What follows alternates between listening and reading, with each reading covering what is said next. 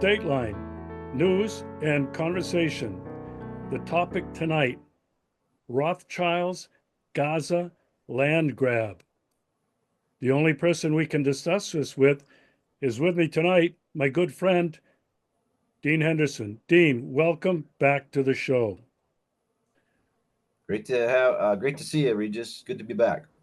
Well, listen, I know you're interviewed just about every week by somebody, and we do these interviews. We've done them for several years now, and there's nobody else I know that's talking about these topics. And I've been saying for a long time, it's really important to understand who is behind the curtain. And you and I have explored this, but tonight you added some things that really surprised me that I didn't know. But I want to start off with this. You wrote an article entitled Rothschild's Gaza Land Grab. And you talked about how disappointing it was that Trump's first meeting with a foreign leader was with the Israeli war criminal Bibi Netanyahu. But then you added, but it got worse. During the joint press conference, he shocked the world by announcing that the U.S. wanted simply to take over Gaza and turn it into a Riviera for Trump's billionaire friends. This is key. Some of whom he owes a lot of money. Dean, you got to explain this for me and for my listeners. Well, it just it's I wrote an article about this back in 2018, I think, and Crown Agent Wilbur Ross, I think I titled it, and I think there's a link in the article to that other article, but it's in my Nephilim Crown 5G Apocalypse book as as a chapter in there. But yeah, Wilbur Ross was actually that was Trump's Commerce Secretary, right, in his first administration, Trump 1.0, I guess they call it now. And he was a bond trader for Rothschild Inc. And they're kind of their head bond trader. So when Trump went bankrupt, back in the 80s with this Taj Mahal casino, this is the guy that handled it, and he handled it for Rothschild Inc. In other words, Trump owes a lot of money to Rothschild Inc. because they're the ones that restructured the debt for him, and in return got some really sweet properties on the Atlantic City boardwalk, including the Taj Mahal, and also a deal that would allow the Trump name to be used as kind of this brand, which they've just made a bunch of money off of. And then Trump got to be president, I guess. That was his and part of the deal. And then Wilbur Ross got to be Commerce Secretary, I guess, because that's what happened. So, and Wilbur Ross is a billionaire also. Trump's first administration was loaded with billionaires. Every department was headed by a billionaire, I think. It was insane. At least this one's a little more, a little less like that. I'll give him that.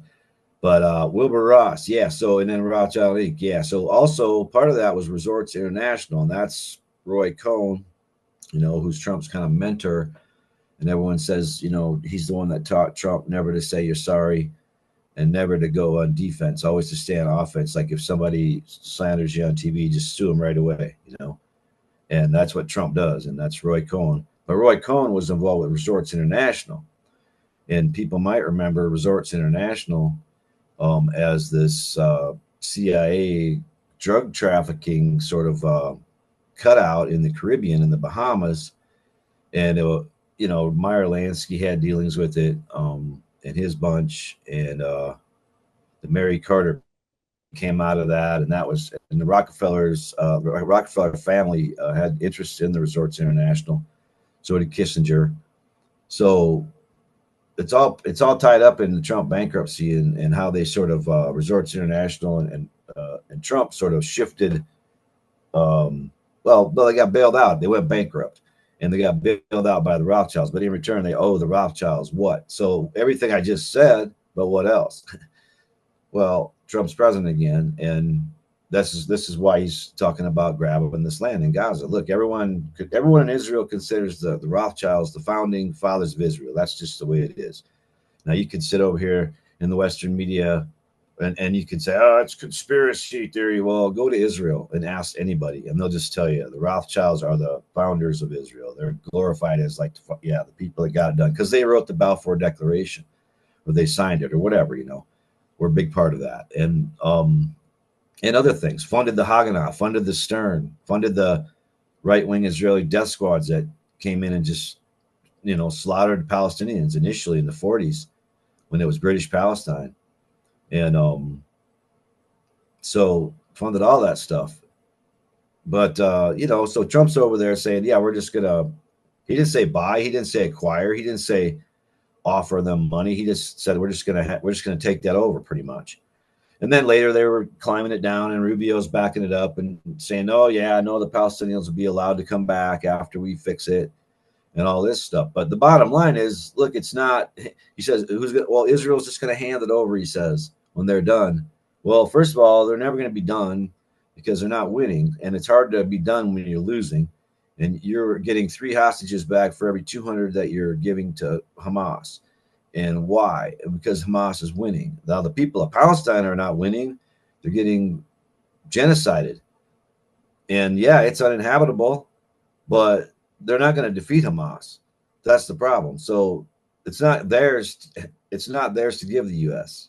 In other words, it's not anyway. It's the Palestinians.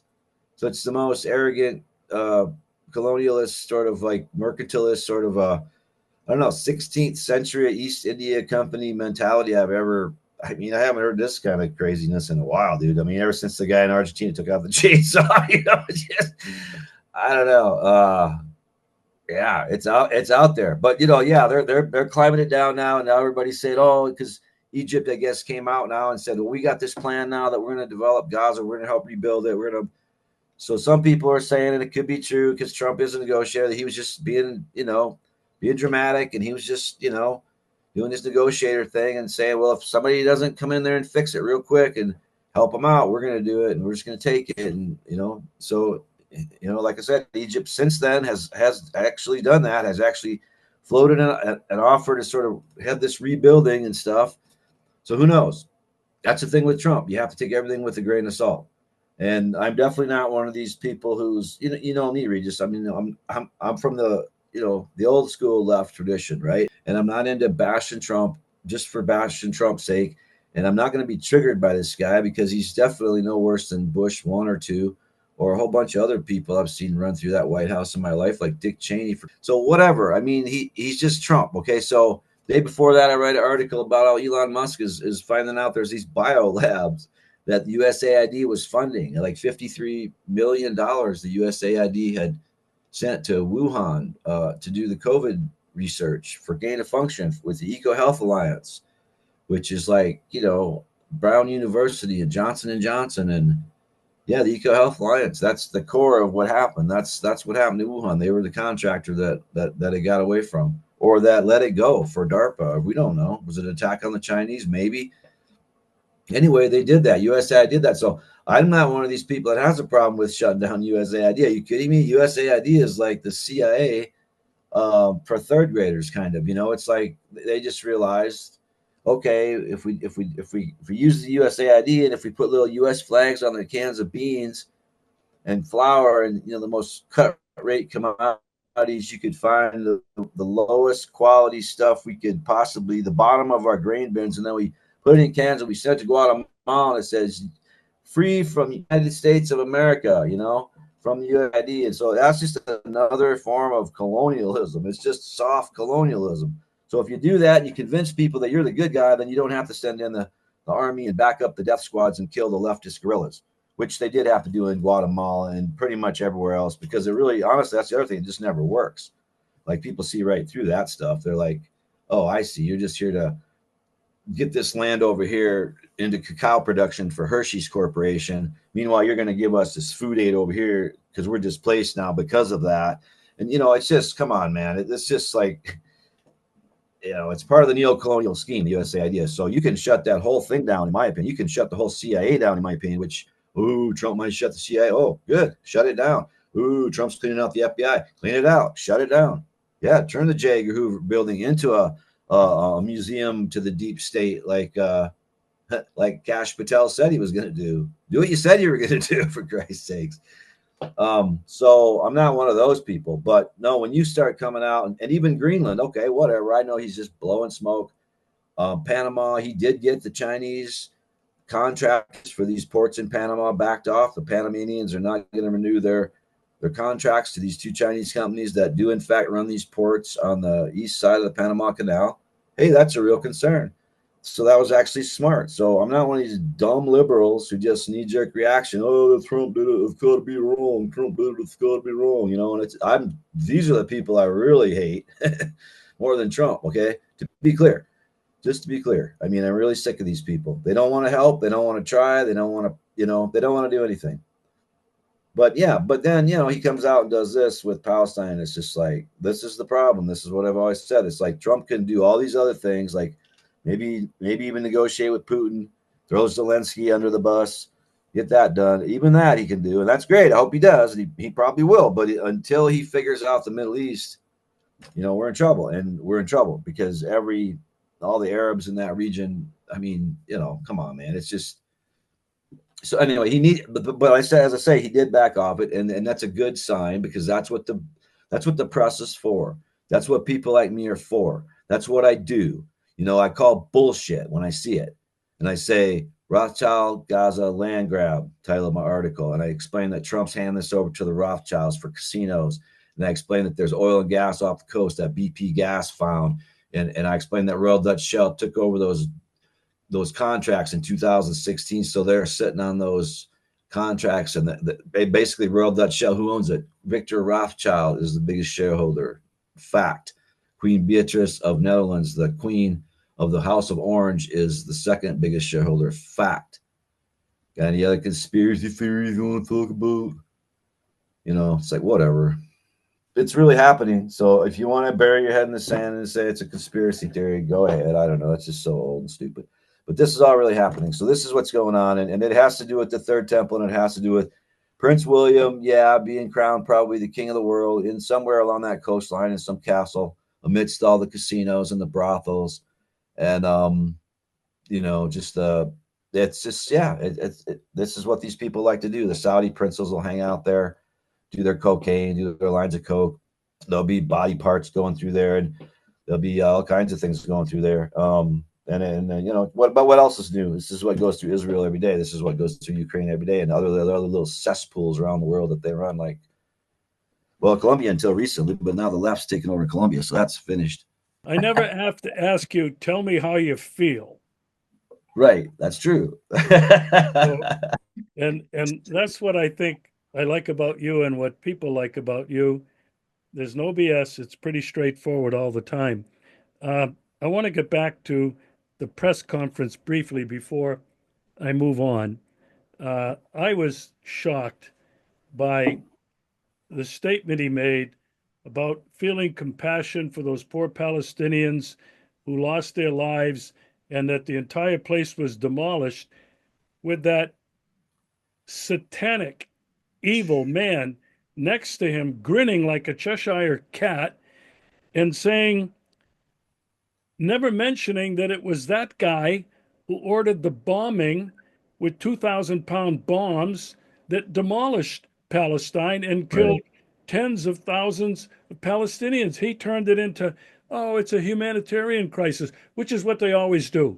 They appeal Yeah. to this Yeah. humanitarian or freedom or liberty or Just whatever they happens want. out of the blue. Nobody made that happen. That just happened. And Yeah, right. It's like it was yeah, like an no, I earth. didn't assign any blame. I mean, this guy should be immediately upon landing on our soil. He should be apprehended and put into jail. He's a war criminal according to international criminal courts, and we should arrest him and turn him in. But of course, instead of doing that, Trump and his people, and Biden did the same thing, by the way, bashed the international criminal court, and instead side with the war criminals. And this is the problem, and this is really what at this point has really done us a lot of damage. I mean, Joe Well, Biden's policy, we'll see what Trump does, right? He's in, he's not even a month in, but Joe Biden's foreign policy, I think it's safe to say, created more hatred of America than any president has in the history of the United States. I would argue, because just of our blatant siding with Israel, coming out and just saying, yeah, we're 100% behind you, and the whole world hates Israel. I mean, because they got sense. They look at that and they're just repulsed by it. And who would be? Who with any sense wouldn't be? But Americans don't have any sense, and Europeans apparently a lot of them don't have any sense. Some of them do, a lot of them do too, but a lot of them don't, and a lot of them just are. Well, they're just scared. Okay, they're just frightened little children living in Babylon, living in this belly of luxury where they get everything they want and more, and they don't understand. There's people in this world who don't even eat, don't even have meals, free squares, don't even don't aren't safe. I mean, look at these Palestinians just being bombed everywhere they turn, and how could you not? I mean, I don't know. I just don't understand it. So anyway, yeah, and I don't know. We'll just have to see what happens. I know Trump's a lot of blow. That's for sure. So maybe he's just being provocative, trying to get the Arabs lined up to rebuild that place. Um, but I don't know. He needs to just get his. I don't know. It's not gonna. I just don't see a good part because I mean, look at the ambassador Huckabee. Huckabee's the ambassador to Israel. Guy that doesn't even recognize the Palestinians exist as kind of a race of people. Just says, oh, they're just a bunch of gypsies and drifters, and they can go somewhere else. They don't have a national identity, even though there's pictures of this flourishing Palestinian civilization. Like 1850, with all these just a beautiful cities in that area that were all Palestinian run, and that they've been there forever. Are you kidding me? So they continue to sow these lies and these, yeah, like these are just transitory people. And so therefore we can just, I guess, take their land and give it to Trump and turn it into casinos. And, I don't know. It's bizarre. I mean, but again, he did walk it back, and that's what the press is for. And I was glad to see that. That's actually, I got to tell you, it's like the first time I think I've ever heard Trump walk anything back. Do you know what I mean? Yeah. I really think it is. I don't think I've ever heard him do that where he really do it. He had Rubio do it first, but actually he did kind of at a press conference with something else. He said he didn't want to talk about it. It wasn't the right time. I can't remember what it was, but kind of twice he deflected it, and then he had Rubio walk it back. And I've never seen that from Trump. So that at least indicates that he knows how stupid that was to say. At least people know how stupid that was to say. Yeah, and I think that was just. It's not going to happen. I mean, it's just it's not going to happen. Well, you talk about walking it back. His cute little press secretary, Caroline Levitt, walked it back the Yeah. very next day when asked Right. about it. He said, well, that was just Donald, that was Right. just Donald. Now, Right. I want to go back Right. to a couple of Sure things. do. You went over very quickly, I think, something about a Zionist project or a Zionist Rothschild project. I want to talk about that a little bit more because to me, this is huge.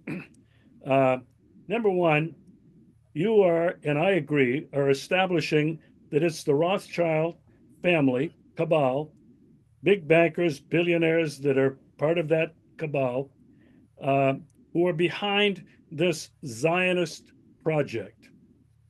We hear about the Israeli project to create a greater Israel, which looks to take over a whole lot of territory, even from Egypt, the Sinai, and all the way up into Ukraine.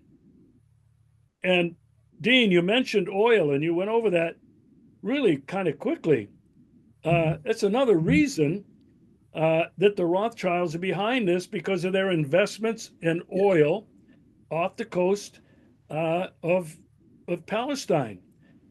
And then there's the whole question of Trump's dream of a Riviera style mega Donald Trump development using Mhm. his brand, as you mentioned in the beginning. So, talk to me a little bit more about this project. And I'm going to call it the Zionist Rothschild or Rothschild Zionist Project. Tell me a little bit more about that and how extensive it is.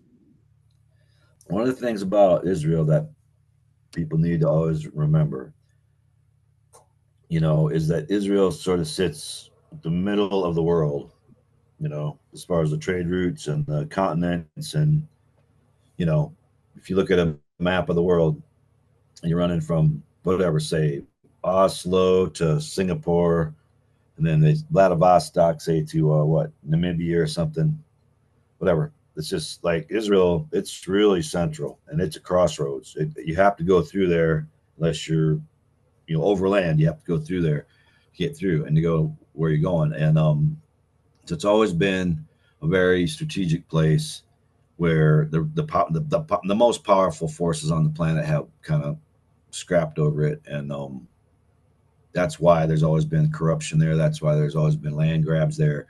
That's why there's always been.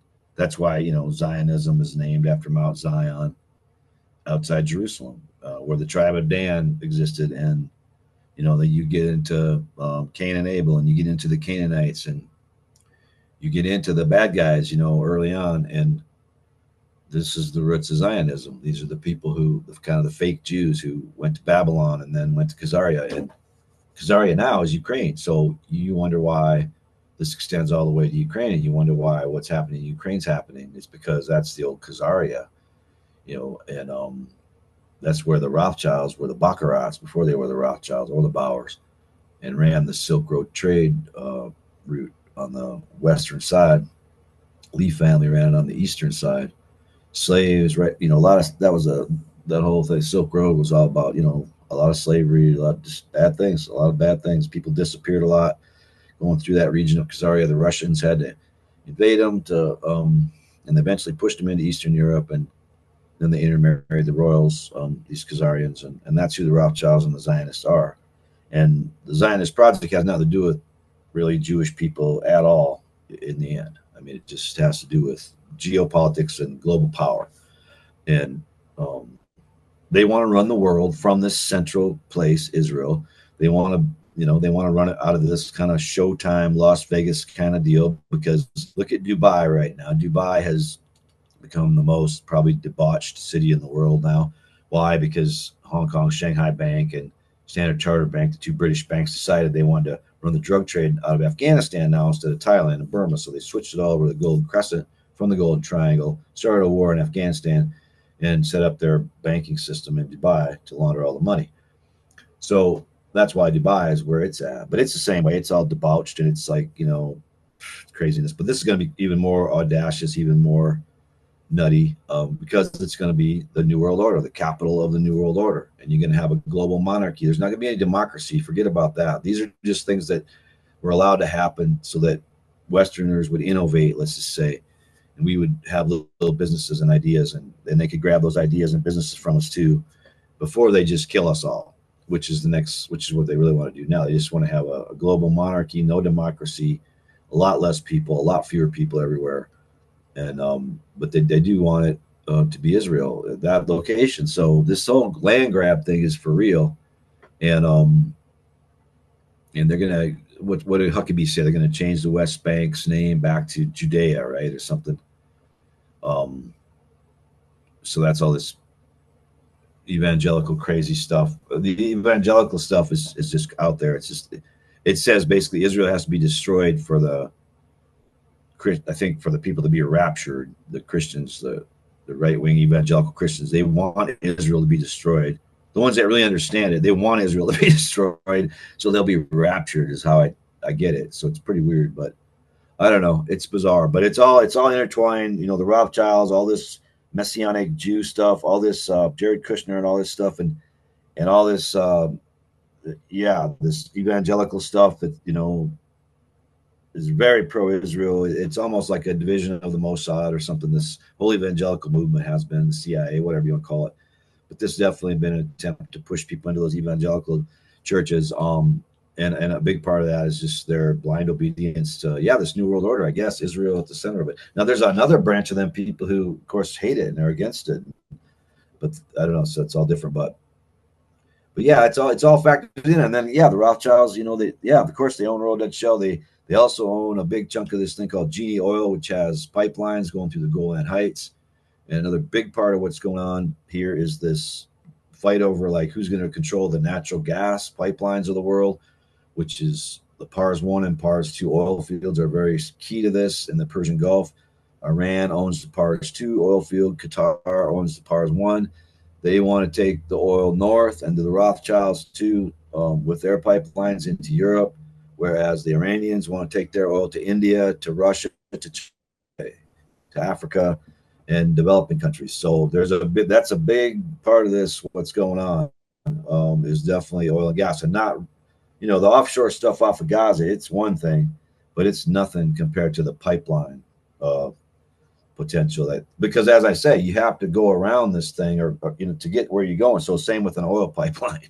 It's got to go through this area wherever you're wanting it to go. It's the shortest distance because you're getting around the Mediterranean, right on that northeast bank of it or whatever, or northeast bank of it. Yeah.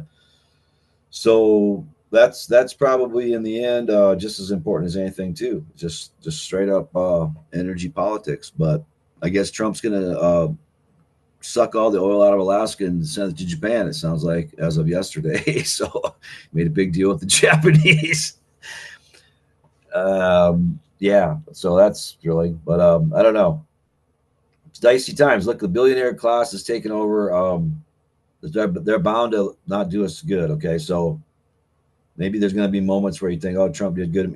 Maybe Tulsi Gabbard will get through. Maybe they'll go after the Pentagon. That's what Trump says next. We're going to go after military spending. Well, hard to be against that, I guess, unless you're a total moron. So we'll see what happens, but I don't know. It's we did what we could. We told people what we tell them. I'm just right now just kind of watching and waiting, and people still have to wake up because it matters. Because like Trump wouldn't have backpedaled on that Palestinian thing that he did yesterday if a bunch of us hadn't called him on it right away, and a bunch of us did call him on it right away, and gave him a lot of grief. And I'm just going to keep doing that. So that's what I do. So anyway, and I know you will too, Reed. So you wrote in your article, the indentured Trump would be charged with becoming a two-term president who would preside over a new golden age.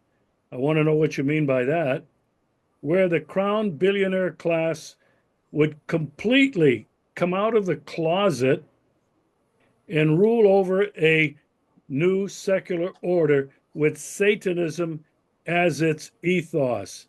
Oh my God. What do you mean by that? just that. I just mean what I said, but hey, come out of the closet in terms of we're the Anunnaki. We're not actually from here. We came to your earth to invade you and colonize and control you and enslave you.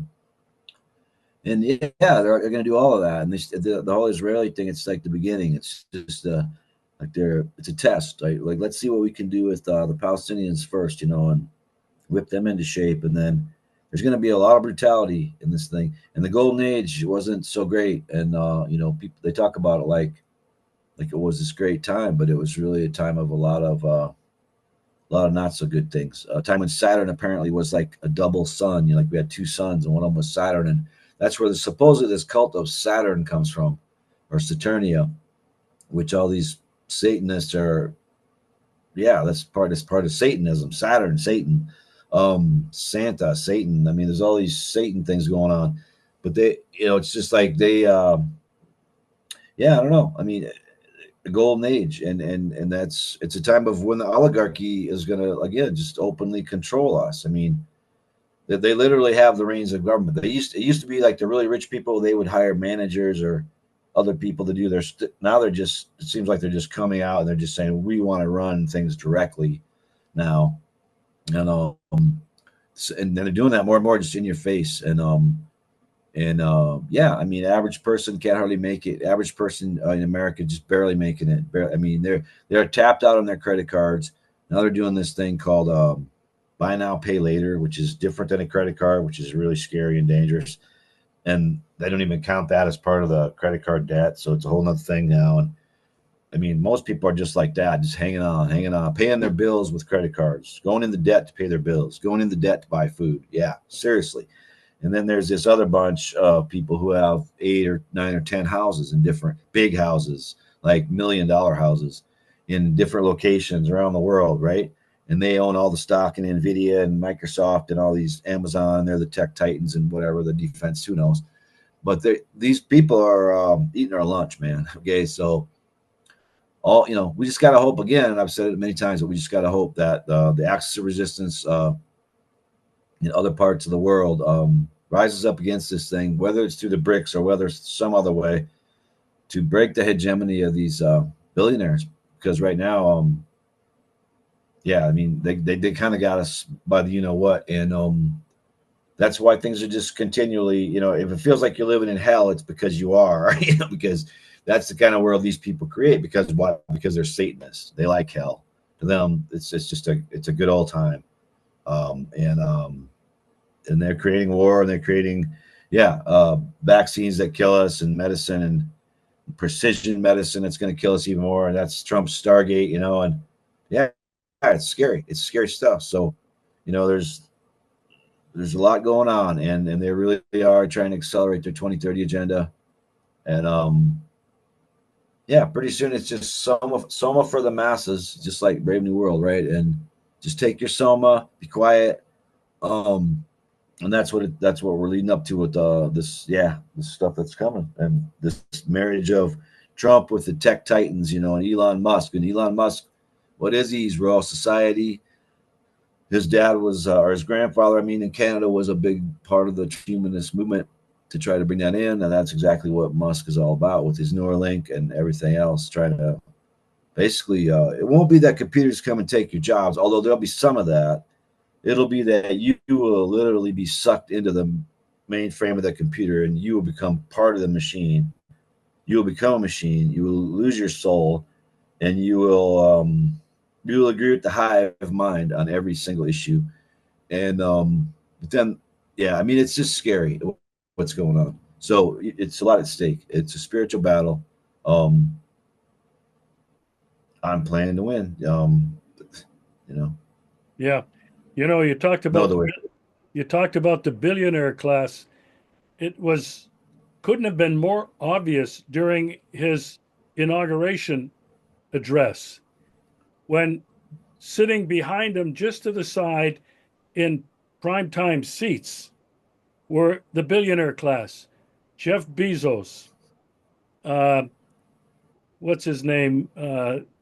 Zuckerberg, Miriam Adelson. There was Yeah, another one there. I forget who it was. Uh, they were shown prominently throughout that speech. And then you mentioned Musk. My God, Musk is traveling around the world acting like he's the president. Uh, I mean, it couldn't be clearer that these billionaires are basically now Trump's boys. This class yeah, are at the service of Israel. Bibi Netanyahu came there not as subservient to Trump, but to make it clear that it was Trump in the United States that was subservient to Bibi. yeah, It was exactly. disgusting, absolutely Yeah, disgusting. And yeah. the other interesting thing that struck me was the gift that Bibi gave Trump was on a piece of oak or wood, a golden pager. What Um, a nefarious, insidious message to Trump. yeah, I mean, yeah. Wow. to me, it I didn't said know two that. things. I didn't hear that. Yeah. Yeah, yeah, Interesting. yeah. You'll see uh-huh. it. To me, Yeah. it meant two Yeah. things. Number The one, threat. you were part of killing over 1,000 Palestinians when these pagers went off, and now Yeah. this is a little warning to you that, son, Hezbollah. if you step out of line, we can do the same thing to you. Yeah. I mean, Yeah. Dean, it doesn't take a genius, a rocket scientist, to figure out the messages in all of this. Now, No. I'm going to throw it back to you, and we'll maybe conclude on this note. You talked about the plan of this new secular order is code word for world domination by the billionaire class. You just pointed out how ugly and evil it's going to be, that it's going to destroy who we are as human beings. You talked about destroying and taking away our soul. Um, I'd like your comments on this. And you wrote this in your conclusion. No matter what else Trump does, his subservience to Israel and his indebtedness to that nation's founding Rothschild family, here's a prediction, you made this, will doom not only his presidency, but quite possibly our nation. And then you added, one thing is certain, it will only strengthen the resolve of the axis of resistance. Will it? Back to you. Oh yeah, it already has. Yeah, I mean, he thinks I don't know. He seems to think he can just, you know, he can just sort of treat the Iranians with all this disrespect and everything else. But the first time around, the Iranians they didn't like Trump at all. They liked him. They didn't like him at all because he's the one that canceled the JCPOA that Obama had started, and the nuclear negotiations. Well, then Biden tried to reinstate it, but the Iranians were like, no, no, thanks. So now they're just kind of like, well, we can make and they can make a nuclear weapon probably by the end of today, honestly, if they wanted to. And then they may have already. I don't know. They say they haven't, but Trump really doesn't understand the Iranians. He can play. You know, I don't know. Like he can play daddy. Like I got daddy issues, so I want Trump to be my daddy. That's kind of what I think a lot of this is with people.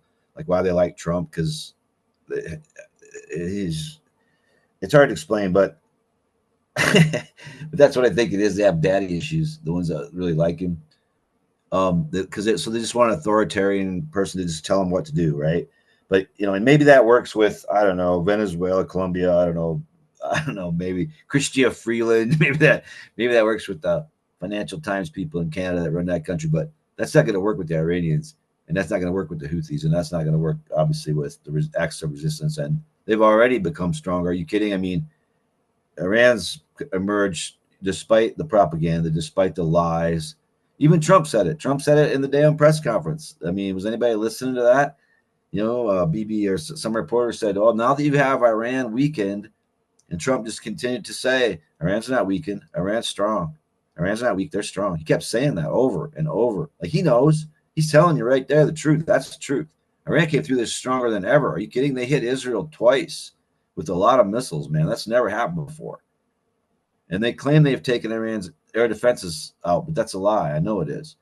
And the drones that Iran have, they have drone carriers now that this is stuff that they don't even know what Iran has. The military of Iran has it. They have some stuff that I don't think we have. Put it that way. So Iran's not just going to cower. Israel knows that. Israel's not going to make a frontal assault on Iran either. Israel knows that. They want the United States to do their bidding. So this is going to be the key, Will Trump do some stupid preemptive strike, or will he talk to the Iranians like he's been saying he's going to do? He's been saying he's going to talk to them, which hey, that's some Biden didn't do, so good for him. Some he didn't do in his first administration, so good for him. Go talk to the Iranians. I still think there's a chance on this, but I'm just saying if he doesn't change his course on Israel and instruct his minions to do the same, like Mike Huckabee, the ambassador to Israel, and Mike Waltz, the national security advisor, who's very kind of pro-Zionist. Rubio is another one. He's an Iran hater. His family's close to the Pahlavis, the Shah, the Shah family, and so they need to change course on that, and otherwise we're in trouble. And that's what that means. It's exactly what it means. And yes, it will strengthen the resistance. It's already done it.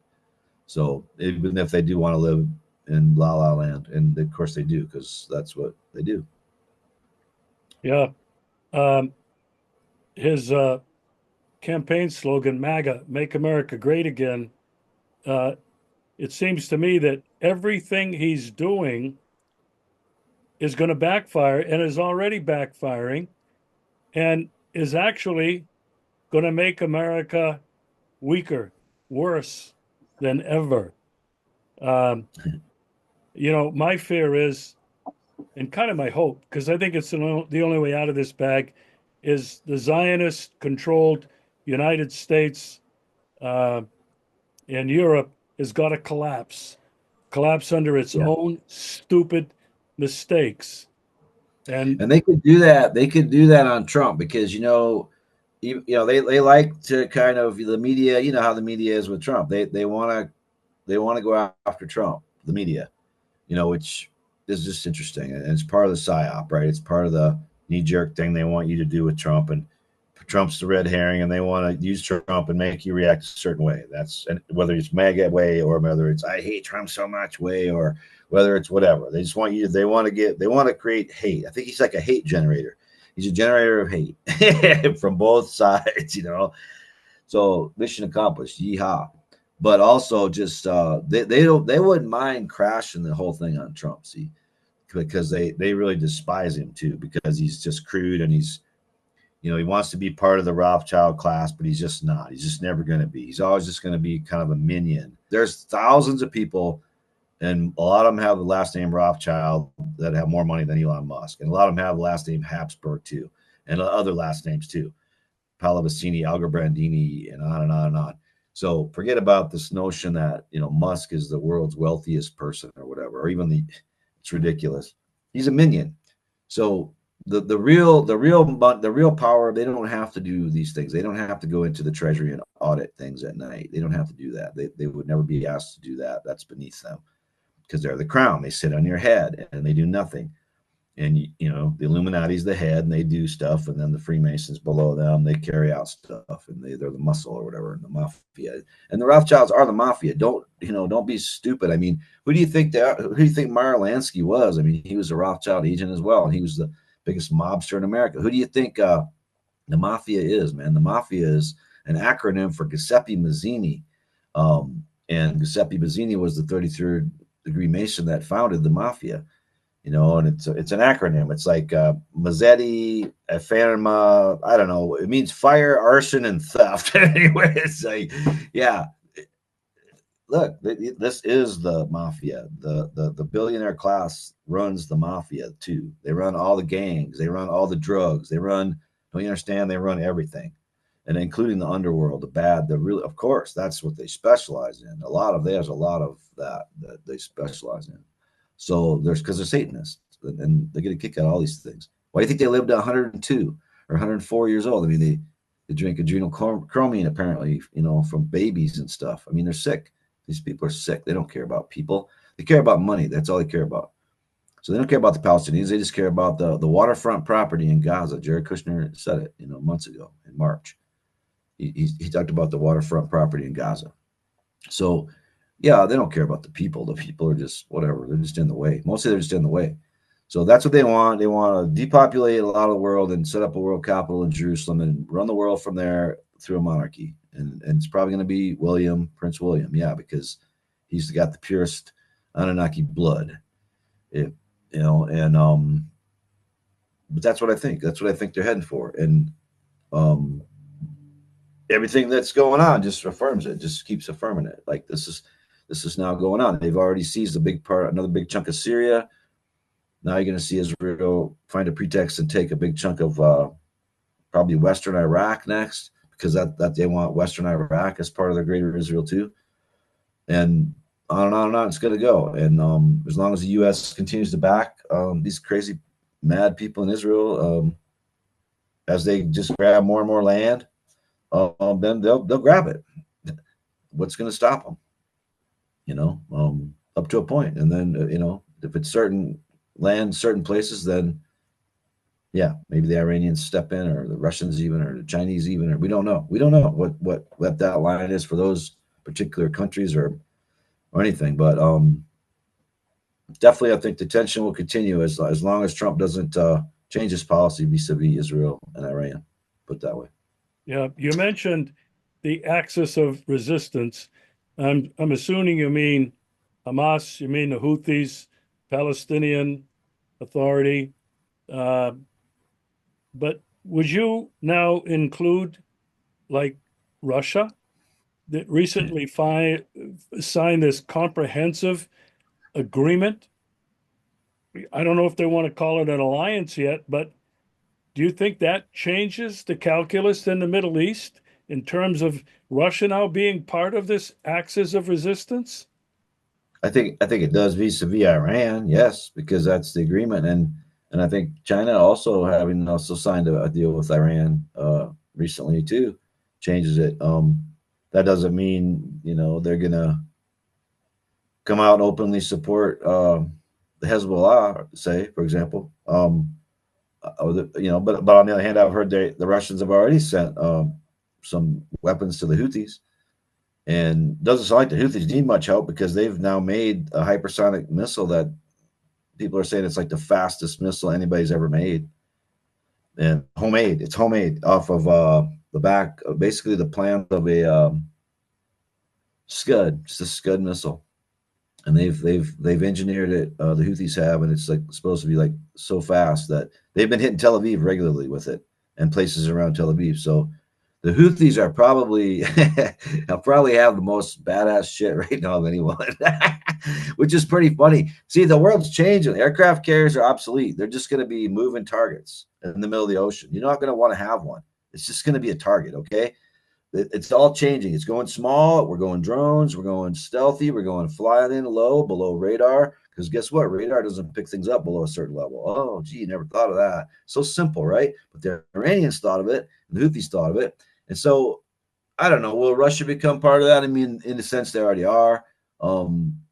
In a sense, but yeah, I think that agreement strengthens that. It's a commitment. It's an agreement, and the Chinese also signed a security agreement with Iran I believe, to defend each other when necessary if there's a war. So it does change it, and that's what probably keeps the United States and Trump from just attacking Iran, honestly. But yeah, it's just going to be. Yeah, I think the oligarchy would not mind crashing it on Trump though, and saying, "Oh, it was his fault because of his tariffs and stuff." Because in a sense, like tariffs, they could be okay. I mean, because it's like you're basically like when that happens, the corporation is who's paying. So like when something comes out of China to America and we put a 10% tariff on, say, an iPhone, that's Apple Computer paying that 10%, right? Just to be clear, it is. And it's the other way too. When we export stuff and the company that exports it is the one paying the tariff to China or to Canada or to whoever, the other way around. So it's not a bad idea, but you have to, if you're going to do it, you have to do it in tandem with like price controls. You have to say you cannot pass that 10% on to the customer. Can't do it. And if you have to do that to stay in business, see you later. You can go bankrupt, or you can come and make that in the United States. That's the whole point. So the point of it is good. The point of it is to bring manufacturing back to the U.S. That's the idea. But it's just a matter of, if you're not going to do it in tandem with price controls, or controlling how much those corporations that have to pay that tariff can then pass on to the consumer, then yes, you're going to have inflation, and it's going to destroy you. And I just don't I don't see Trump willing. Nobody's been willing to do that for so long. Just stand up to the cartels and just say, hey, quit gouging people. It's so simple. I mean, all you have to do is say you can't charge over this much for a gallon of gas or a loaf of bread or whatever, and it's done. It's just done. So simple. Everybody does it. All countries do it all the time. Price controls all the time. Nixon did it. He was supposed to be a rabid right-wing conservative, right? But Nixon did price controls. So they have to do the tariffs with the price controls if they're gonna make it work. Yeah. So yeah, but it could be that they're planning to crash it on Trump, and then I don't know what they'll do. Will they? Yeah, who knows? But I could see that happening because they definitely still the real blue bloods they still kind of despise Trump because he's just too crude for them.